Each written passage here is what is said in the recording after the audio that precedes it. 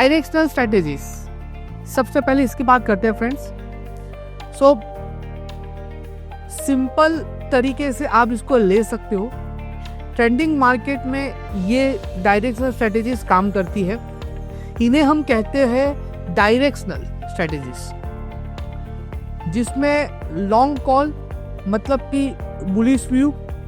अगर आपको लगता है स्टॉक या इंडेक्स ऊपर जाएगा, सबसे बेसिक और सेफ स्ट्रेटेजी है लॉन्ग कॉल इस पर्टिकुलर व्यू में। यानी आप एक कॉल ऑप्शन खरीदते हो, आप प्रीमियम पे करते हो और आपको मिलता है right, not obligation, to buy at a fix price.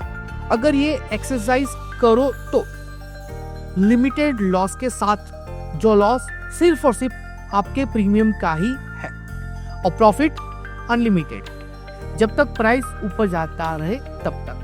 सो अगर मैं एग्जांपल की बात करूं, निफ्टी 22,000 के अराउंड है, आपने 22,200 का कॉल ऑप्शन खरीदा, प्रीमियम आपने पे किया 100 रुपीज़, ब्रेक इवन जो आपका आएगा वो 22,300 होगा।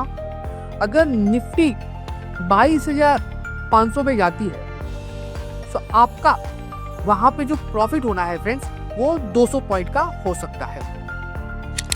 नाउ बात करते हैं लॉन्ग पुट की, जिसका नॉर्मल जो व्यू है वो बियरिश रहता है।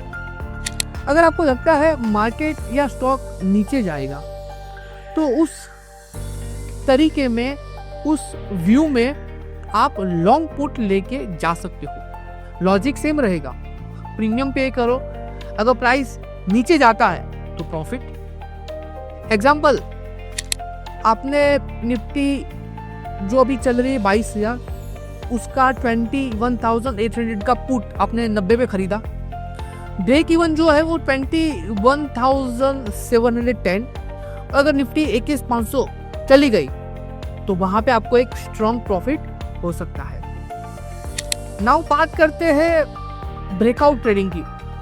हमने डायरेक्शनल ट्रेडिंग की बात की, लेकिन उसमें ब्रेकआउट ट्रेडिंग में भी काफ़ी फोकस करना जरूरी है।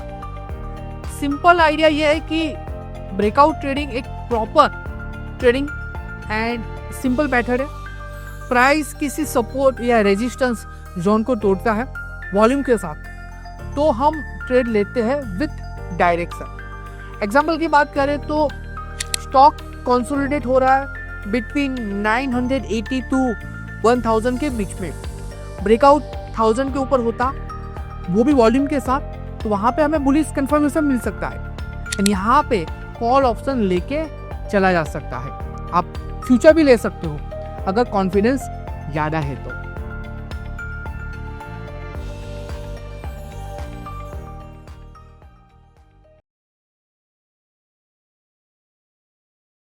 Investment in securities market are subject to market risk. Read all the related documents carefully before investing.